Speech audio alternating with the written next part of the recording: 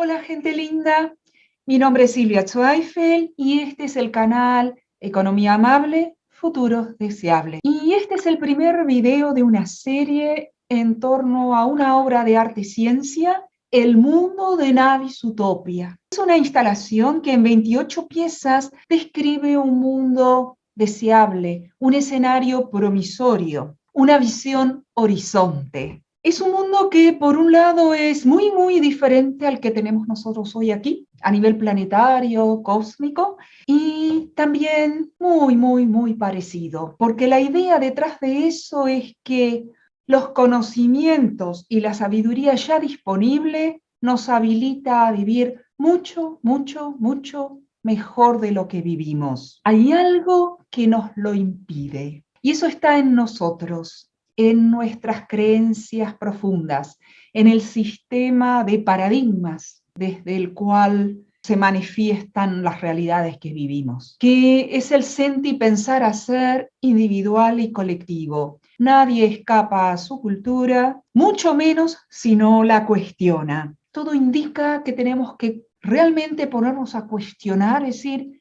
esto podría ser diferente. Entonces, en algún momento hubo una, no sé, sincronicidad, las circunstancias me pusieron en un lugar de tensión muy grande. Estaba yo interactuando en grupos donde se hablaba mucho de lo inclusivo, de cuidar a las personas, de la innovación social y demás, pero en los hechos eso distaba muchísimo de ser así. Entonces me dio desesperación, desesperanza y desesperación. Y justo en ese momento volví a leer un libro muy chiquitito, que es Utopia, de Tomás Moro, que escribió ese su libro tan chiquitito, donde describió un mundo, el mundo que él hubiera querido ver en su época, hace 500 años, un poco más. ¿Qué pasaba hace 500 años? El mundo empezó a expandirse, empezaron a entrar noticias de otros lugares del planeta, otros modos de vivir. Tomás Moro actuó como canciller de Inglaterra y en un momento en el que él estaba en una misión diplomática en Flandes y eso se trabó, se puso a describir el mundo en el que él quisiera vivir. Una crítica muy sutil a lo que él vivía en su país. Y de alguna manera entonces mi propia desesperación se encontró con la inspiración. Y me puse a escribir. Surgían las palabras, o sea, ¿cómo me gustaría a mí que fuera mi mundo? A esa altura yo ya sabía que nosotros vivimos por debajo de nuestras posibilidades. Digo, esto que ya tenemos, ¿qué habilita? ¿Qué habilita? ¿Qué podría haber? Porque si algo nos restringe son los conocimientos de la época. Tomás Moro, por más que tuvo estas aperturas a otras maneras, tenía las restricciones de su época. Entonces yo me pregunté, con lo que hoy tenemos, ¿cómo podría ser eso? Y las respuestas fueron dando lugar a esa descripción de los rasgos de un mundo. Los ciudadanos, cómo viven, cómo interactúan, cómo aprenden, las ciudades, la política, la economía, cómo se cuidan a los niños, a las personas, la cultura y la sociedad es capaz de sustentar el que las personas puedan florecer con sus talentos y sus aspiraciones durante todo el arco de vida. Y cuando terminé de describirlo, dije, no, esto no quisiera que alguien lo lea en un libro. Es lineal el libro, te cuenta una cosa después de otra. Y en esta obra, una vez que leíste la apertura y de qué se trata ese mundo, sos libre de ir a leer lo que más te importa. Y por eso una instalación que habilita eso, rompe la linealidad. Si a alguien le interesa, dice, ¿cómo resuelven la política? Ah, va y mira eso. ¿Y la economía cómo es? ¿Qué es lo último que hice? Y me encantó que fuera así porque la economía no lidera, sino que expresa el paradigma de la corriente principal. Así como es la corriente principal de creencias, así es la economía. Si creemos que en este mundo tenemos que abrirnos paso a codazos, yo primero, bueno, así va a ser la economía. Yo tomo, succiono todo lo que puedo. Por supuesto, eso tiene límites porque cuando sos parte de un mundo, si succionas demasiado te quedas sin sustento. Es algo muy obvio que algunos todavía no ven, pero sí, esa ceguera está cayendo. En eso también late la esperanza, ¿no? Y la esperanza tiene que ver con la tradición de Prometeo, de la perspectiva, del fuego de los dioses, del fuego de la vida, que siempre esa chispa que está en nuestro corazón, si hacemos un pequeño contacto, puede abrir posibilidades. Así que de ese encuentro de la inspiración con la desesperación surgió el mundo de Navis Utopia. Esta es la pieza de apertura de El mundo de Navis Utopia. Es un escenario futuro en el cual los más delicados desafíos actuales se han resuelto. Probablemente se hayan disuelto. No existen más. Muestra que las semillas de un mundo promisorio, deseable, están en el presente, cultivables, desarrollables. Y acá les cuento, en la segunda, se describe qué es Navis Utopia. Navis Utopia. Navis Utopia consiste en un sistema intergaláctico organizado en ciudades distribuidas en el planeta Sibionte, que en tiempos antiguos se denominaba Tierra. El nuevo nombre surgió cuando el ciberespacio-tiempo envolvió la biosfera, extendiéndose al cosmos, y la humanidad evolucionó grandemente. Es este tiempo. Estamos en un cambio de época. No solo que los cambios son muy rápidos, sino que estamos dejando atrás una época y entrando a otra. Lo dice la ciencia, lo dice la astrología, la era de Acuario. Desde que Einstein vino con la teoría de la relatividad, de la cuántica, pensamiento sistémico, pensamiento complejo, Humberto Maturana con la biología del amor. Hay algo importante que está cambiando nuestro mundo y es eso, un cambio de época. Los utópicos, todos, tienen su lugar de pertenencia en una ciudad del planeta Sibionte, aunque muchos se encuentren lejos, dispersos en el multiverso cósmico. Todo lo diseñan y gestionan en vistas a facilitar la cotidianeidad y el desarrollo evolutivo del conjunto.